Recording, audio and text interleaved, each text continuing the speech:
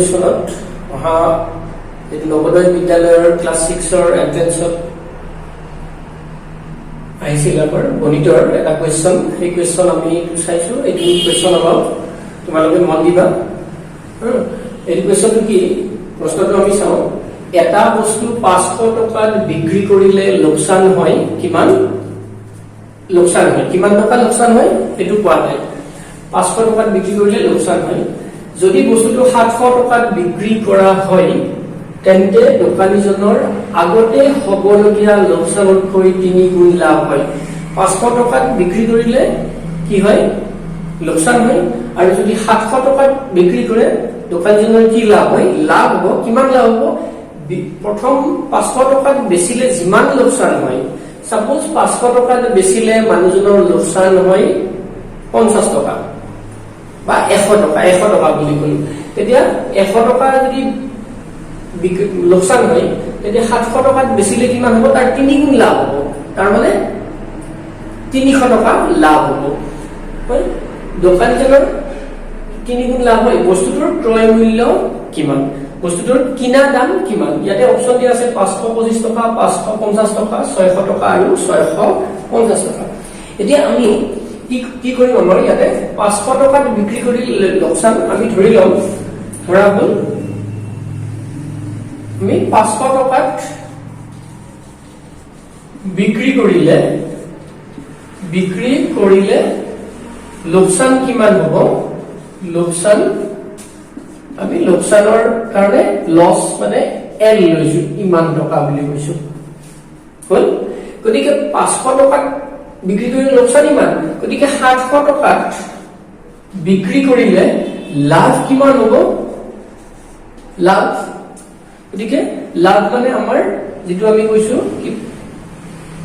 Profit. গতিকে লাভ হ'ব কিমান? পিটো কিমান?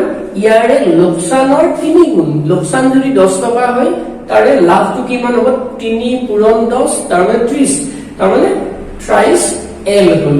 আমি এইটো প্ৰফিট বুলি কৈছো। পি মানে লাভ মানে প্ৰফিট বুলি কৈছো, ইমান টকা লাভ হ'ল। ঠিক আছে। এতিয়া আমি বস্তুটোৰ আমাক কি কৈছে? কিনা দাম কৈছে। আমাৰ ক্ৰয় মূল্য মানে কিনা দাম।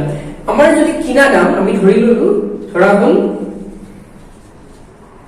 বস্তুটোৰ কি কিনা দাম, বা আমি ইয়াতে যি কুৱেশ্যনটোত কৈছে আমি কৈছো ক্ৰয় মূল্য। বস্তুটোৰ যদি ক্ৰয় মূল্য কি হয় আমি কি বুলি ধৰি ললো? চিপি মানে কষ্ট প্ৰাইচ মানে কিনা দামটো আমি চিপি বুলি কৈছো। বুজাৰ কাৰণে লিখিছো। তোমালোকে XYZ যিকোনো ল'ব পাৰে। এইটো আমি বুজাৰ কাৰণে লৈছো কিনা দাম। যদি কিনা দাম হয় বস্তু এটাৰ, আমি কি জানো কিনা দামটো কি হয়? কিনা দামটো আমি কেনেকে পাওঁ? বস্তু এটাৰ বস্তুটোৰ কিনা দাম মানে আমাৰ লোকচানৰ লগত, আমাৰ যদি এটা বস্তুৰ কিনা দাম 500 টকা, এটা বস্তুৰ কিনা দাম কি বুলি কৈছো আমি? 700 টকা কৈছো আমি। আৰু বস্তুটোৰ যদি বেচা দাম কিমান? 500 টকা বুলি কৈছো। গতিকে বস্তুটোৰ বেচা দাম 500 টকা হলে এইটো কি হ'ব? লোকচান এইটো। তাৰ মানে আমি যদি কি বিক্ৰী মূল্য আৰু লোকচানটো যোগ কৰো, তেতিয়া আমাৰ যদি লোকচানৰ ক্ষেত্ৰত বিক্ৰী মূল্য আৰু লোকচানটো যোগ কৰো তেতিয়া আমাৰ কি হ'ব?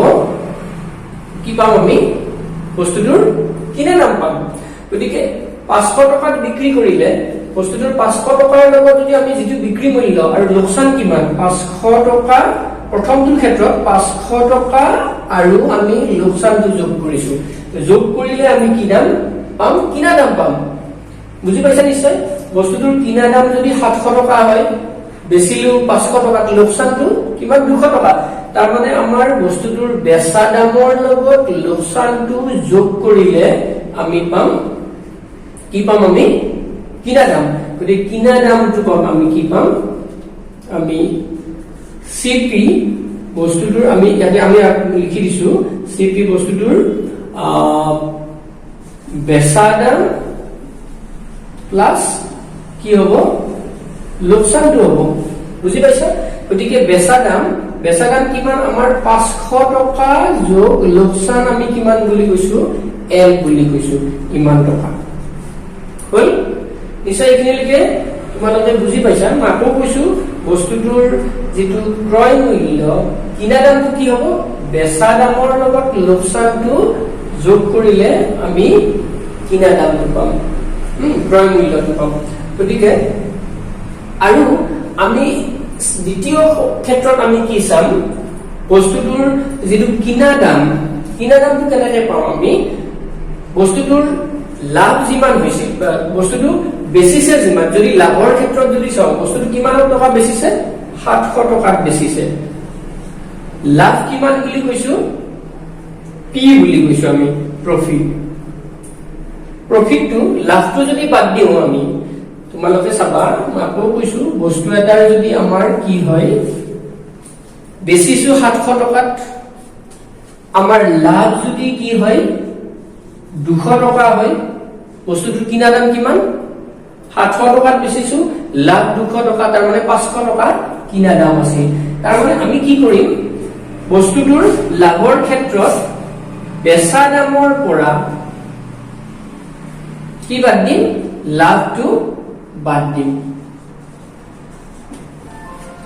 বেচা দামৰ পৰা আমি লাভটো বাদ দিম তাৰ মানে এইটো ক্ৰয় মূল্য যদি ধৰা তোমালোকে কিনা দামটো কি হ'ব বেচা দামৰ পৰা লাভটো বাদ দিলে এটো হ'ব কিনা দাম অংকটো অলপমান চিন্তা কৰিবলগীয়া তোমালোকে পজ কৰি বাৰে বাৰে কথাখিনি শুনিবা যদি বেচা দাম আমাৰ ক্ৰয় মূল্য কি আমি সিপি বুলি লৈছিলো দুটা পালো আমি এটা এটো সিপি পালো ইয়াতে সিপি বেচা দাম কিমান পালো আমি বেচা দাম আমাৰ আছিল 700 টকা বিয়োগ লাভটো কিমান লাভটো আমি পি বুলি লৈছো হয়নে লাভটো প্ৰফিট পি আৰু সেই লাভটো আমি কি বুলি লিখিব পাৰো 700 বিয়োগ পি মানে 3 গুণ কি হয় লোকসানৰ 3 গুণ এল থ্ৰাইস এল হয় এইখিনিলৈকে তোমালোকে নিশ্চয় বুজি পাইছা এতিয়া আমি আগৰ অলপ আমি মুছিব লাগিব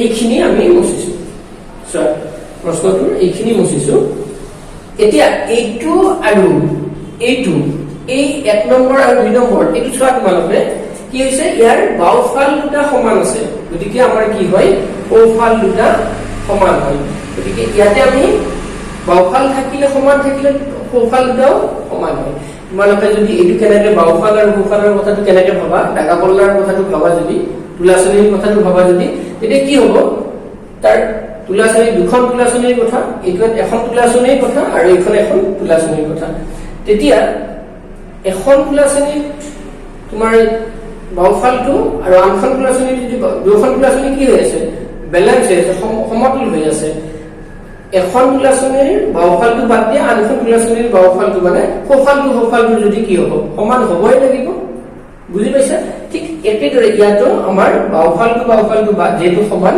সোঁফাল দুটা সমান হ'ব তাৰমানে আমি কেনেকৈ লিখিব পাৰো 500 plus l is equal to 700 minus ট্ৰাইসেল বুজি পাইছা এতিয়া চোৱা এইখিনি ভালকে মন দিবা এটো L2 আমি এই L2 ৰ লগত ইফালৰ ট্ৰাইসেলটো ইফালে যদি লৈ আহো ইফালে মাইনাস থাকিলে ইফালে প্লাস হয় এটো সমীকৰণ মানে এইখিনি মন কৰিব লাগিব গতিকে এইটো মাইনাস মানে ইফালে প্লাস কৰিলে ট্ৰাইসেল হ'ব এইটো 700 আছে 700 টু ইফালে গলে এইটো 500 আছে 500 টু ইফালে প্লাস আছে ইফালে গলে এইটো মাইনাস হ'ব সো গতিকে হল এইটো হল মাইনাস গতিকে এইটো কিমান হল এতিয়া ট্ৰাইসেল মানে 4l is equal to 700 ৰ পৰা l ৰ লগত 3টা l যোগ কৰিলে 4টা l হয় 700 ৰ পৰা 500 যদি মাইনাস কৰা 200 হ'ব গতিকে এতিয়া ইয়াৰ পৰা আমি কি পাম এখিনি মুছিছো তোমালোকে চাবা l is equal to 200 by 4 ইফালে পুৰা হৈ আছে 4 টু l ৰ লগত ইফালে আহিলে 4 টু হৰণ হ'ব গতিকে এটো কিমান হ'ব 4 ৰে 4 5 গুণ 20 শূন্য 50 তাৰমানে l টো আমি কি লৈছিলো এখিনি মছি গৈছো তোমালোকে পজ কৰি লিখিবা l টো আমি লৈছো l টো আছে লাভ গতিকে l টো মানে 50 টকা সৰি লাভ নহয় লছৰ কাৰণে লৈছো গতিকে এতিয়া আমাক কি কৈছে ক্ৰয় মূল্য কৈছে আমাৰ লোকসান হৈছে কিমান 50 টকা গতিকে বস্তুটো বেচিছিল কিমান 500 টকাত বেচিলে কিমান হয় 50 টকা গতিকে এইটো হল লোকসান বস্তুটোৰ লোকসানৰ কিমান হল 50 টকা হল গতিকে বস্তুটোৰ ক্ৰয় মূল্য কিমান ক্ৰয় মূল্য মানে কিনা দাম কিমান হ'ব ক্ৰয় মূল্য আমাৰ 500 সদায় কি আমাৰ যদি লোকসান হৈছে তাৰ লগত আমি লোকসানটো যোগ কৰিম বেচা দামৰ লগত আমি কি কৰিম বেচা দাম যোগ লোকসান কিমান 50 টকা গতিকে আমাৰ বস্তুটোৰ কি হ'ব এটো 550 টকা হ'ব বস্তুটোৰ ক্ৰয় মূল্য তাৰ মানে আমাৰ অপচন হ'ব এটো গতিকে এটো তোমাৰ অংকটো অলপমান জটিল আছে তোমালোকে ভালকে আৰম্ভণিৰ পৰা চাবা পজ কৰি ভিডিওটো কাৰণ এখিনি তোমালোকৰ কি বেচা দাম কিনা দাম লাভ লোকসান ইহঁতৰ এইবিলাকৰ মাজত যিটো সম্পৰ্ক সেই সম্পৰ্কৰ কথাটো ভালকে জানিব লাগিব আৰু এনেকুৱা ধৰণৰ অংক এটা আহিব বেচা দাম বা কিনা দাম বা লাভ লোকসানৰ হিচাপত অংক আহিব আৰু তোমালোকে যদি আমাৰ ভিডিওবিলাক ভাল পাইছে শেয়াৰ কৰিবা আৰু কিবা থাকিলে কমেন্ট কৰিবা এতিয়া আমি আগলৈ আৰু এই ধৰণৰ বিভিন্ন ভিডিও বনাই গৈ থাকিম